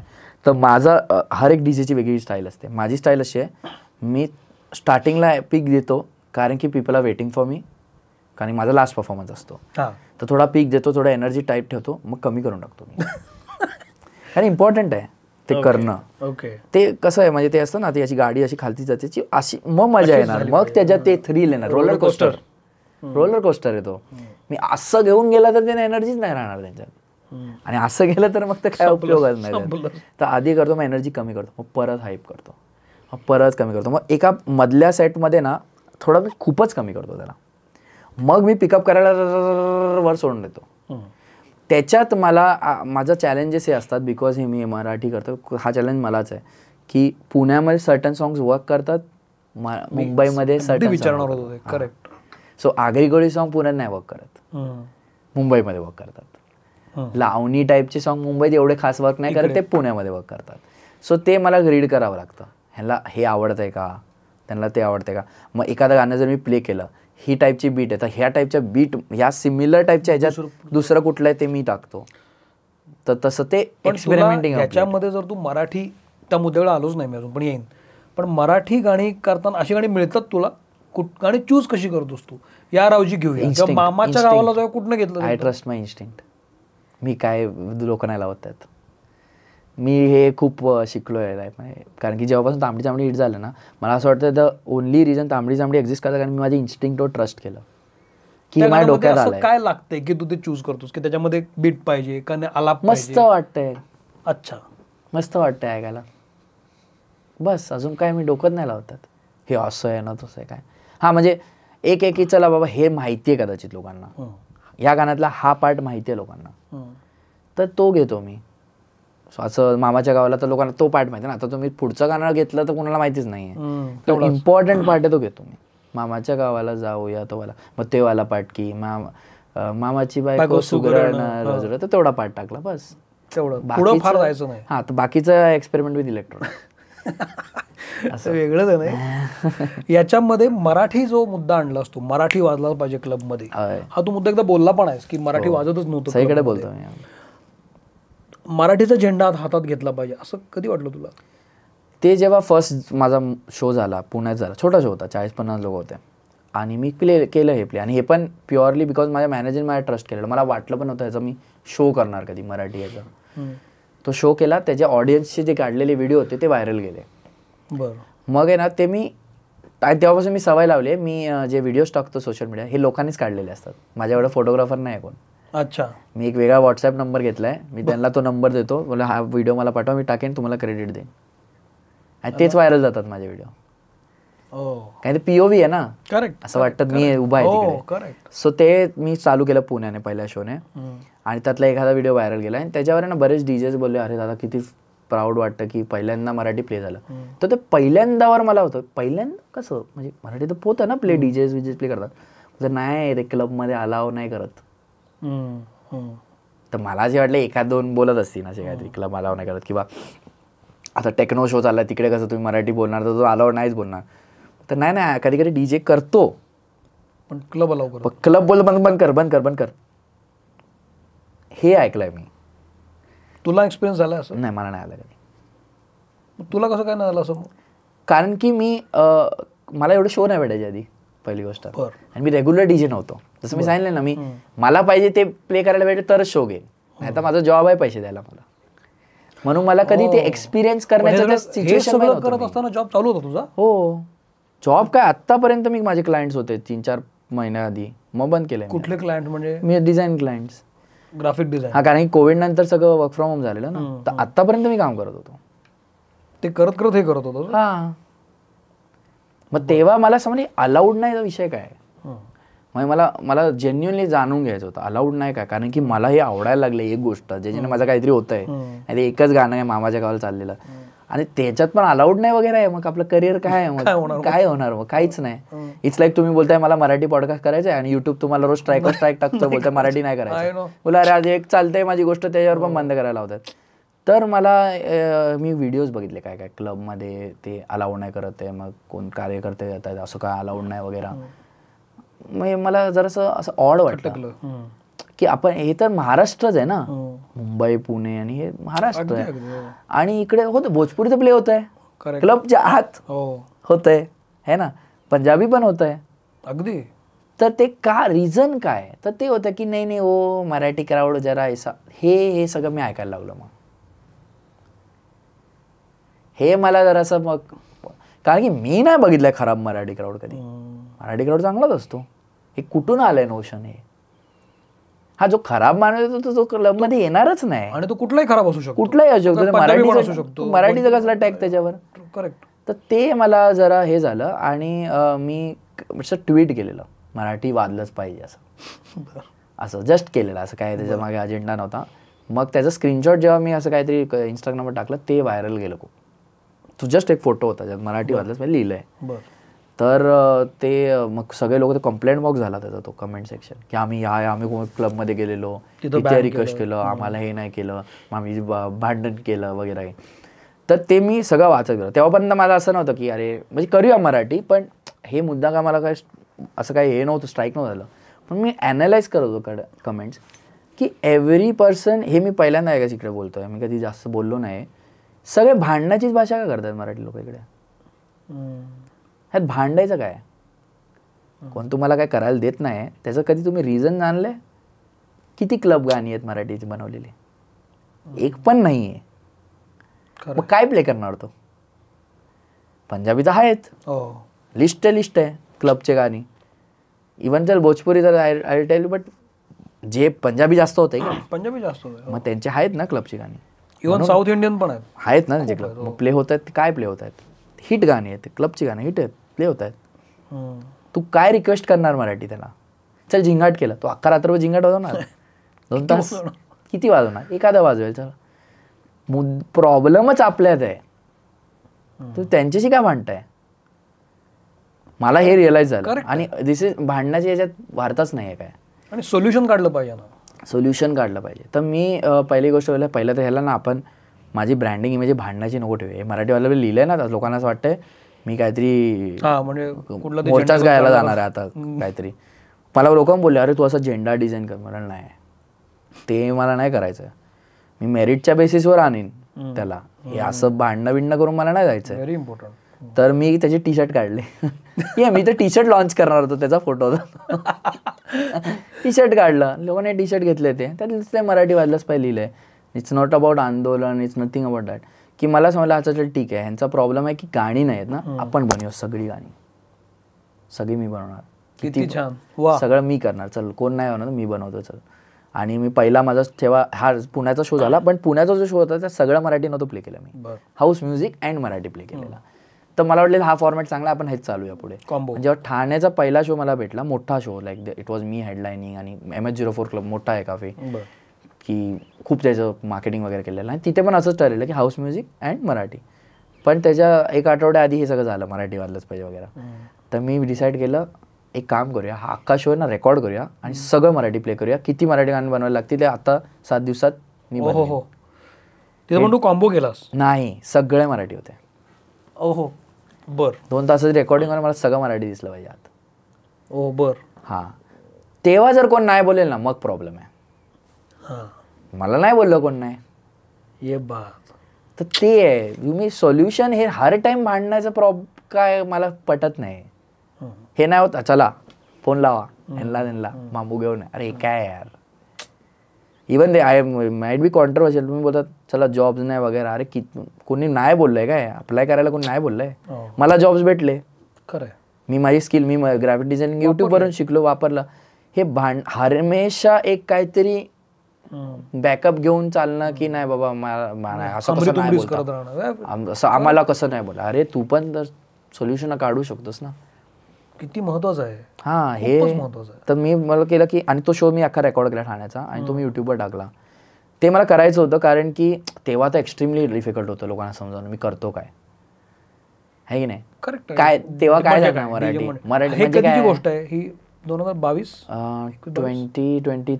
23 हां, जून सप्टेंबर, ऑगस्ट का सप्टेंबर काहीतरी शो झालेला. तर त्यांनी रेकॉर्ड केलं सगळं. हां, आणि बिग थँक्स टू, हो युट्यूबवर टाकलं. बिग थँक्स टू ते क्लबचे ओनर ज्यांनी माझ्यावर एवढा रिस्क घेतलं. त्याचं नावच MS04 आहे. सो आणि तेव्हा माझं असं होतं, मला ना या इव्हेंटला सगळ्यात हिट इव्हेंट बनवायचं. तर मी I tried left and right to meet people. सारंगने तर लाईक बिग थँक्स टू, त्याने मला खूप सपोर्ट केला. सरळ हे पाहिजे हा घे. नाही, सारंगचं ते आहे चांगलं की तो खूप सपोर्टिव्ह. डे 1 पासून त्याने मला सपोर्ट केला. मी त्याला सांगितलं सारंग मला हेल्प पाहिजे या इव्हेंटसाठी. काय पाहिजे? मला तुमचा लोगो पाहिजे जो फ्लायरवर लागेल. कारण की मगच मला व्हॅलिडेशन भेटणार. जेव्हा भाडीबाचा लोगो लागतो, तुमचं तेवढं नाव आहे की काहीतरी चांगलं होत आहे, हे एक भेटतं. तर बोला ठीक आहे चल काय नाही, ते तर तुला जे मागायचं मला, आणि आय वॉन्ट यू ऑल्सो, तू पण ये शोला. कारण तू मागे 1-2 गाण्यासाठी बघितला मी, तो आधी येऊन बोललाय त्याने सगळं, तो येऊ ना, तो असं नाही नाचत कधी, माझ्या शोला आला आणि ही डीड दॅट. ही पण आलेली, रसिका पण आलेली आहे. तर बरेच लोक आले आणि ते त्याच्यामुळे ना ते लोकांना वाटलं हा कुणाला काहीतरी सेन्स काहीतरी करतोय मोठं. तो क्राऊड कनेक्ट झाला ना तुझ्याबरोबर. हा, भाडीपा सारंग इरंग ते सगळं कनेक्ट झालं ना एक. मग माझं जरा इझी झालं करणं. आणि मला कोण नाही बोलत, उलटा मी नाही काय दुसरा प्ले केला मला बोलतील हे काय तर उलट झालं ते सर. आणि क्लब्स पण नाही बोलत. बॉलर सारखा एवढा मोठा क्लब जर मला मराठी बाजूला नाही बोलत नाही, मग हा मुद्दा कुठे येतोय, कुठून कोण जे नाही बोलतायत, म्हणजे तो डीजे काहीतरी त्या वाईबच्या हिशोबाने प्लेस नाही करत आहे, तो मे बी धगड धगड धगड. आणि मुळात आता तुझे म्युझिक त्याला भाषाच नाही ना मुळात. म्युझिक पुन्हा मुद्दा लँग्वेजचा नाहीच आहे, लिरिक्सचा नाहीच आहे. पण मग हे मराठीत क्लब म्युझिक आपल्याकडे फार बनत नाही, हा जो मुद्दा नाहीच आहे. फार काय आहेच नाही, कुठलं गाणं आहे का बनत नाही आपल्याकडं ना, ते कुठल्या पिक्चरमध्ये बनत ना कुठल्या त्या सिंगल्समध्ये बनत. I have no clue. असं काय तुला असं वाटतं आपले म्युझिक डायरेक्टर्स, मला कोणाचं नाव घ्यायचं नाही, पण आपण खूप ओल्ड स्कूल असं वाटतं तुला, आपण खूप अपडेट व्हायला पाहिजे असं वाटतं? हां, ऑनेस्टली इंटरनॅशनल म्युझिक पाहता हो खूप मागे आहेत आणि ते पटायलाच तयार नाही. त्यांना असं वाटतं ते करतात ते मॉडर्नच करतात. अशामुळं काय होतं? पहिली गोष्ट तर बिकॉज हे येसमॅन वाढतात त्यांच्या आजूबाजूला. अरे काय मस्त बनवलं, वा वा वा वा वा. कोण त्याला हार्श रिॲक्शन देणारं आहेच नाही. म्हणून मला जेव्हा नेगेटिव्ह कमेंट येतं मला ओके आहे, त्याला मला समजलं पाहिजे जर काय नाही चालत आहे मार्केटमध्ये. आता 100 बायको एक येतोय तर मी लक्ष नाही देणार. ह्याच्याने एक होतं, मग तुम्ही त्याचं का चालतंय ह्याच्यावर भांडू नका. ह्यांचं का चालतंय, त्याचं चालतंय मॉडर्न बनवतोय. आता आपल्याकडे तुम्ही मला एक सिम्पल गोष्ट सांगतो मी तुम्हाला. कुणाचा शो झाला होता? दिलजीत, राईट. महाराष्ट्रात शो झाला, Pune Mumbai sold out show. एक मराठी आर्टिस्ट सांगा मला तो तसा करतोय? एकही नाही करत आहे. त्याच्या नावावर, त्याच्या नावावर शो एकही नाही करत आहे. तिकीट सेलिंग शो बोलतोय तो, पक्षाचे शो नाही, कॉन्ट्रॅक्ट शो नाही, पक्षाचे शो नाही, तिकीट सेलिंग. असं काय मग का नाही होत? आपल्याकडे आहेत ना चांगले म्युझिक डायरेक्टर्स, आपल्याकडे चांगले गायक, ते मॉडर्न आहेत मे बी. त्यांना आता एक अजय अतुल सर आहेत, ते शो करतात. हा सॉरी, म्हणजे ते एकच आहेत ज्यांच्या नावावर तिकीट विकून असं ते शो होत आहेत प्रॉपर. अजून पण बरेच आहेत जे वैशाली सावंत वगैरे आहेत. बट जे हा जो आहे तो जो बँग म्हणतोस, म्हणजे दिलजीत सारखा bang, me don't have that because of music. हो, दिलजीत हिपहॉप म्युझिक बनवतो, हिपहॉप मॉडर्न म्युझिक आहे. AP दिलॉंग हिपहॉप बनवतो, हिपहॉप मध्ये पंजाबी टाकतो तो. आपण किती बनवलं तसं. याच्यामुळे नवीन जनरेशन कट ऑफ व्हायला लागलं. हो, नवीन जनरेशनला हे सगळं कसं आहे, नवीन जनरेशन ऐकतं वेस्टर्न म्युझिक, ठीक आहे. आता जे लोक जे नवीन जनरेशन जे हाऊस म्युझिक ऐकतात त्यांना माझं आवडतं आहे. नवीन जनरेशन जे हिपहॉप ऐकतात त्यांना दिलजीत आवडतोय. ते तसंच कनेक्ट होणार. ते आपण मला बरंच झालं, मला बरं बोला तू हे कसले बीट आहे रे, मराठी ठसका पाहिजे ना, हेसका पाहिजे. ठीक आहे, अरे जे बनवतात ते बनवतात ना, मी कशाला बनवू परत अजून एक नवीन. मला नाही वाटत असला पाहिजे त्याच्यात, मला ते इम्पॉर्टंट नाही वाटत. डान्स म्युझिक खराब होऊन जाईल. तुला ही लोकांची टेस्ट कळते कशी, म्हणजे आता लोकांना काय आवडणार आहे किंवा आपण काय म्युझिक क्रिएट करायला पाहिजे? नाही मी तुझ्यावरच आहे, मला आवडलं पाहिजे. काही प्रिडिक्ट नाही करू शकत लोकांचं. थांबडी प्रिडिक्टच नाही करू शकलं असतं हे हिट होणार. लोक जे तुला येऊन भेटतात, जी मुलं येऊन भेटतात, त्यांना त्यांचं म्हणणं काय असतं तुझ्या म्युझिककडे बघून? काय इमोशन्स असतात? काय पहिली गोष्ट मला जे बरेच भेटतात बोलतात, अरे यार तू मराठीसाठी जे करतोय ते आम्हाला खूप आवडतं. पण मग याचा अर्थ लोक लिरिक्स ऐकतायत की? ते लोक लिरिक्स नाही ऐकत, ते मराठी नेस येतोय लिरिक्समुळे. आता मी फॉर एक्झाम्पल तुम्हाला सांगतो, मी राधाई बावरीचं रिमिक्स बनवतो. सगळ्यात डिफिकल्ट लिरिक्स आहेत त्याच्यात. त्यांना बोलता नाही, त्यांना राधाई बावरी पार्ट माहिती आहे, राधाई बावरी, पण तो बाकीचं त्यांना माहिती नाही. मराठी नेस आहे ना त्याच्यात एक. ओके. आणि प्लस मी मराठीत बोलतो वगैरे, मराठी डीजे, ते त्याच्यामुळे त्याच्याबद्दल बोलतात. पण बरेच मला इलेक्ट्रॉनिक फॅन्स भेटतात, टेक्नो फॅन्स जे टेक्नो शोजला जातात ही एकदम न्यू ऐसा टेक्नो होगा ना, ऐसा सोचा नहीं रहा. These are not Marathi fans येतात की टेक्नोवाला त्याला सीन. मी आता इंदोरमध्ये शोर केला, ते कुठले मराठी आहेत.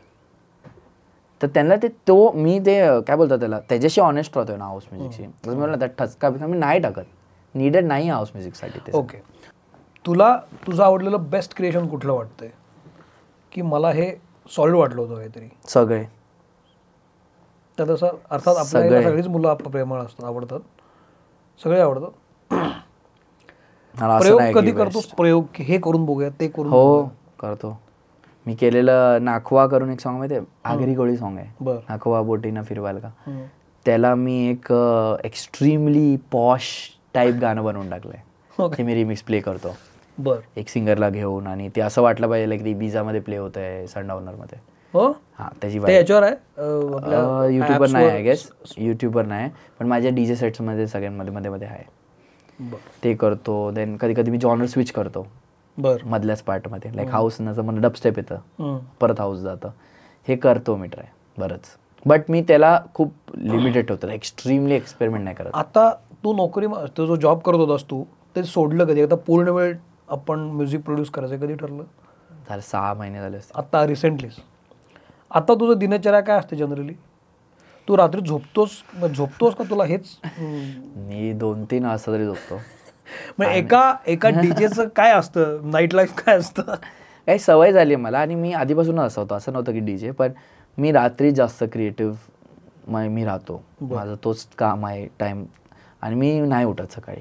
कधी उठतो सकाळी? मी 11 वाजता 12 वाजता उठतो. आणि मग तुझी बाकीची कामं? हां, बाकीची कामं जे पण ईमेल्स करायचे आहेत, काय मीटिंग्स करायचे आहेत, काय करायचं ते सगळं असतं.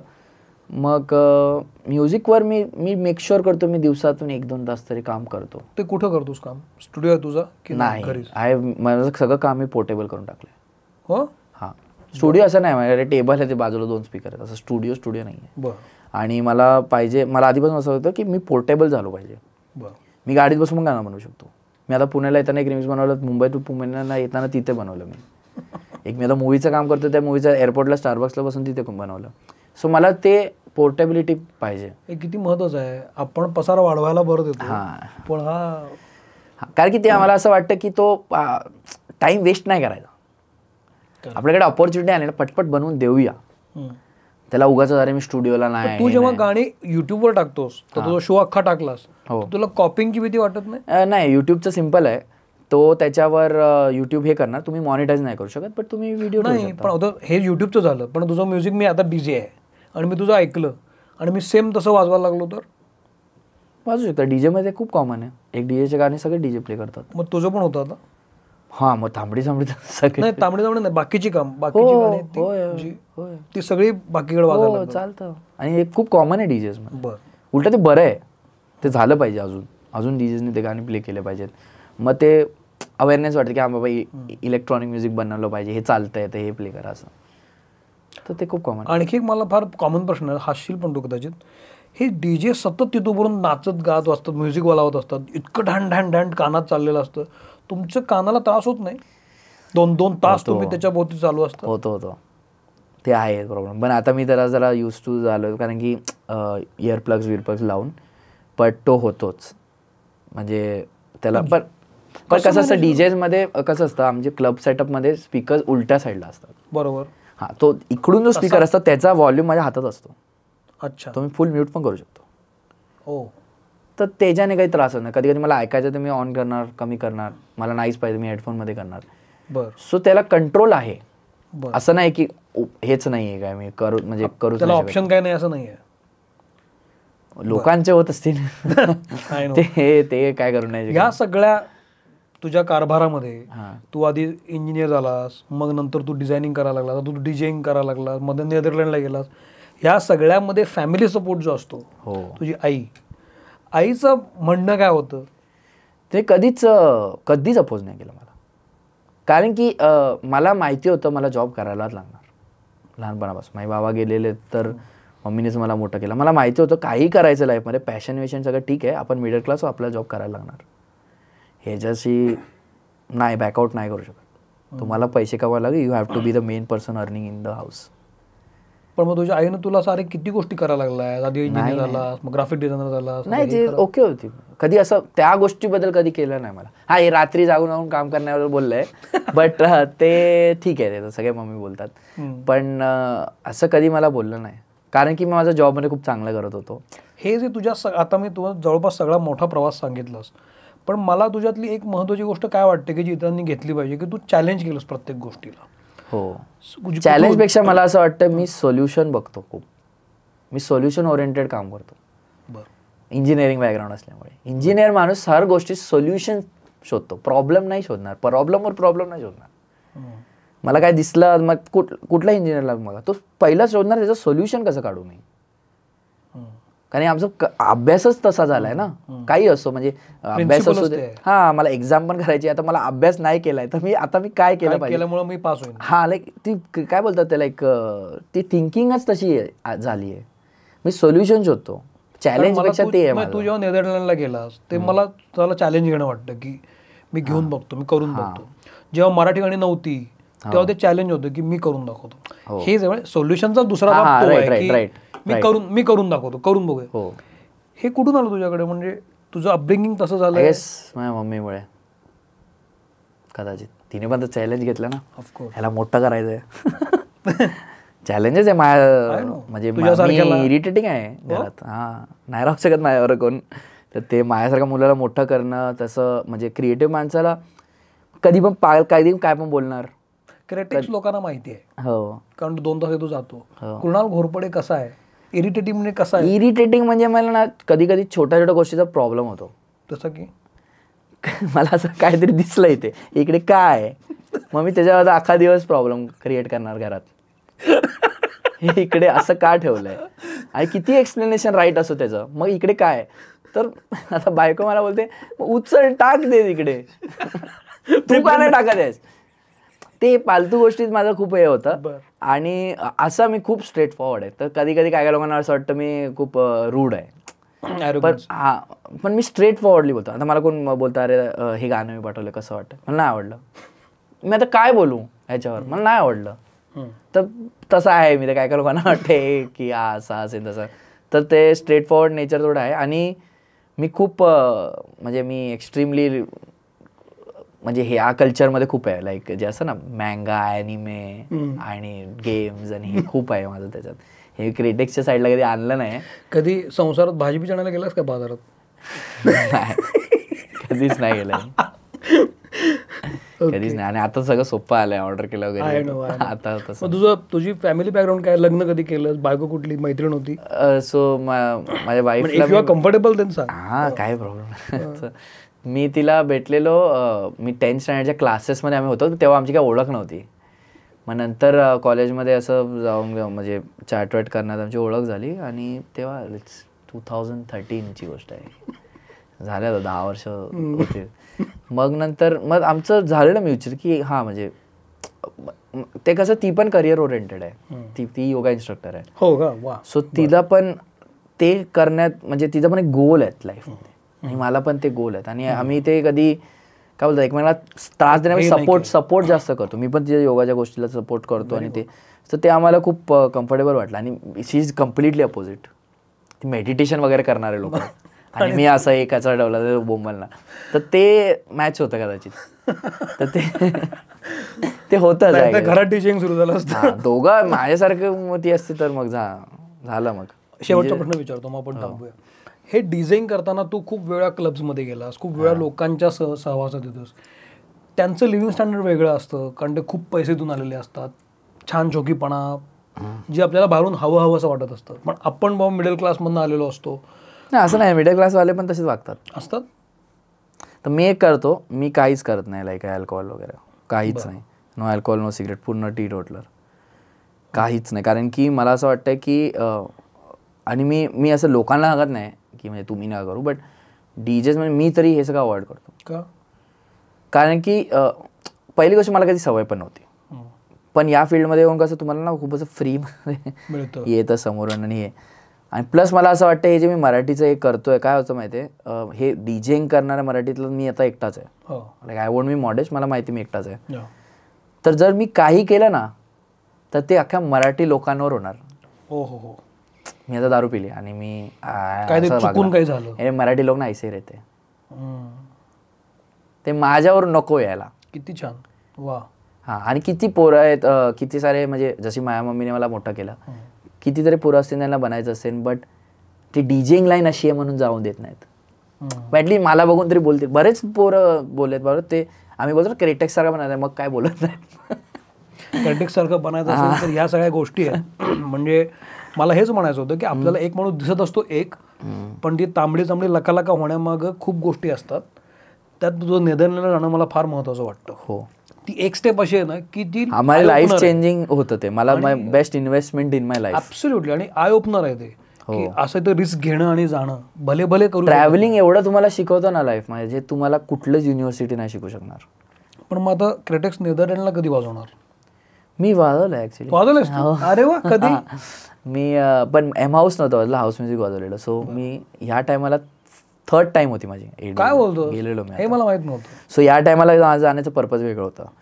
जसं तुम्ही सांगितलं की आता तू गेलास, पण हे आपले जे दुसरे डीजे जे गावातले ग्रामीण, त्यांना नसेल माहिती असलं काय. सो मी अख्खा व्लॉग बनवलाय मराठीत. वा. की तुम्ही ते कसं जायचं, किती मस्त, आणि काय करायचं, आणि कुठे हे कसं एक्सप्लोअर करायचं. वा. की ॲटलीस्ट, कारण की मी बघितलं की मी त्या पोझिशनवर विचार करून बघितलं, अरे एखादं मराठी म्हणून जायचं असेल, कसं जाणार तो, काय कसं प्रत्येकामध्ये नसती इन्फॉर्मेशन कशी काढणार. सगळे माझ्यासारखे नसतील की हर एक गोष्ट गुगल केली केली. तर एक भेटू दे ना त्यांना, एक ब्लॉग असा, एक पाथ. हां, की बा असं असतं, तिकीट काढायचं, असं करायचं, इथे ते राहायचं, मग हे स्वस्तात होतं, हे असं. मी तीच लाईफस्टाईल राहिलो जे मी पहिल्यांदा गेलेलो तशी राहिलेलो. हो. हां, हॉस्टेलमध्ये राहून. दुसऱ्यांदा कधी गेलास तू? दुसऱ्यांदा मी जस्ट बिफोर कोविड गेलेलो. म्हणजे आफ्टर 4-5 years. हां, ते जस्ट बिफोर कोविड गेलेलो ना, तेव्हा मला हे मराठी वगैरे करायचं, इंडियन काहीतरी हाऊस म्युझिकमध्ये आपण नवीन साऊंड आणूया, ते मला रिअलायझेशन तेव्हा आलं. काय that was the era of new type of house. तिथं जाऊन तू काय केलंस? बघून आलास पुन्हा? हा, तो खूप मोठी गोष्ट झाली तेव्हा एकदा. तो नाही, after Covid, sorry, before Covid, after Covid. कोविडमध्ये ॲफ्रोजॅक नावाचा एक डीजे, त्याने मला तो ना असं म्युझिक फीडबॅक द्यायचा फॅन्सला. तर मी पण त्याच्यात पाठवलं. त्याच्यात आहे थोडंसं, लकीली माझं पण आलं आणि त्याला खूप आवडलं. त्याने खूप भारी रिॲक्शन दिली त्यावर, की खूप भारी बनवतो, तुला साऊंड एकदम हे आहे, समजतो वगैरे वगैरे. त्याच्याने माझ्याशी बोलणं, तो खूप मोठा डीजे, लाईक एक्स्ट्रीम मोठा आहे. त्याच्याशी मी भेटलो तिथे पर्सनली त्या एडी नंतर, बिकॉज मी त्याला ओळखायला लागलेलो. तर तो तिथे बोललो आम्हीच असं. तर मला खूप बरं वाटलं की एवढा मोठा माणूस म्हणजे आपल्याला करतो, म्हणजे आपण काहीतरी नीट करतोय लाईफमध्ये. तर तेव्हा मला रिअलायझेशन केलं, हे नवीन साऊंडचं जे हाऊस म्युझिक बनवतो ना, हे आहे इंटरनॅशनली चांगलं आहे. कोणाला ते एवढा मोठा माणूस जर त्याला वाटतंय काहीतरी, मग काहीतरी बरोबर क्रॅक केलंय आपण आणि करूया आपण. आणि तो त्याला मी अपडेट करत असतो की मी हे केलंय मराठीचं असं. तो नेहमी बोलतो की म्हणजे खूप वेगळंच तू काढून घेतलंस त्यातून. किती छान. बर. सो ते झालं. आणि तिसऱ्यांदा आता गेलो. तिसऱ्यांदा माझा पर्पज होता ब्लॉग करणं. तिसऱ्यांदा आता ब्लॉग केला असतो. ब्लॉग केला. हां, तो पर्पज होता माझा, मला तेच करायलाच जायचंय तिकडे. आणि मी बऱ्याच लोकांना भेटलो पण तिथे. मग तिथं जे कॉन्सर्ट्स होतात त्याच्यामध्ये अजून वाजवलो नाही असतो? त्याच्यामध्ये चान्स असतो वाजवायचा? जे कोविड नंतर गेलेलो ते एका छोट्या शो मध्ये मी प्ले केलेलो. चला, म्हणजे नेदरलँडमध्ये वाजलेलं आहे. हो, हे मला माहित नव्हतं. मला खूप छान वाटलं तुझ्याशी बोलून कृणाल. आणि अनेक नवीन गोष्टी कळल्या.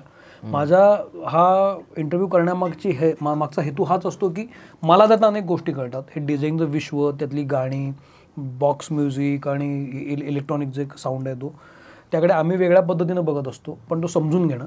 आणि दुसरी महत्त्वाची गोष्ट म्हणजे एक मुलगा जेव्हा अशा पद्धतीनं काम करतो तेव्हा किती पद्धतीचा रिस्क तो घेतो, सोल्युशन कशा काढतो, हे लोकांना सांगणं. हे आपण आपापल्या फील्डमध्ये करूच शकतो. नॉट ओनली त्याला डीजे असलं पाहिजे, तो ऍक्टर असू दे किंवा तो कुठल्याही फील्डमध्ये. तुम्हाला प्रॉब्लेम दिसतंय, पहिली गोष्ट जर तुम्हाला प्रॉब्लेम दिसतंय म्हणजे तुमच्या डोक्यात सोल्युशन आहे, तुम्ही बस काढत नाही आहात. वा, व्हेरी पॉझिटिव्ह. वा. तरच तुम्हाला प्रॉब्लेम दिसणार ना. तुमच्यामध्ये सोल्युशनची कॅपॅबिलिटी आहे म्हणून तुम्हाला तो प्रॉब्लेम दिसतोय. आता जर तुम्ही प्रॉब्लेम बद्दल बोलत बसाल, वा, मग काय होणार नाही. सो नव्या वर्षामध्ये यापेक्षा उत्तम हे काय असेल गाईड की बाबा सोल्युशन काढलं पाहिजे. तर तुला खूप शुभेच्छा. मला खूप मस्त वाटलं तुझ्याशी बोलून आणि मला खूप घेण्यासारखं पण आहे त्याच्यातून. तर मला निश्चितपणे तुम्हालाही त्यातून खूप घेण्यासारखा आहे असं मला वाटतं. हा एपिसोड कसा वाटला मला जरूर सांगा. तो सोशल मीडियावर आहे, मी सुद्धा आहे. आणि जास्तीत जास्त लोकांपर्यंत पोहोचवा, कारण हा एपिसोड फक्त म्युझिकचा नाही आहे, त्याच्या प्रवासाचा आहे. आणि असं होतं बऱ्याचदा की मी एक कॉम्प्युटर इंजिनिअरिंग केलं आहे, मी आता भलतंच काहीतरी करतोय, पण अल्टिमेटली तुमची पॅशन तुम्हाला काय सांगते ते जास्त महत्त्वाचं. तर माझं चॅनल जरूर सबस्क्राईब करा, इतरांनाही सांगा. चांगली माणसं जोडली जाणं फार महत्त्वाचं आहे. क्रिटिक्स आपल्यासोबत जोडला गेलेला आहे आणि आता तुमच्यावर आहे. उत्तम काम करा, हे नवीन वर्ष तुम्हाला खूप छान जावं. कुणाल, तू आलास मला खूप बरं वाटलं. Thank you very much. थँक्यू. भले ते घडो.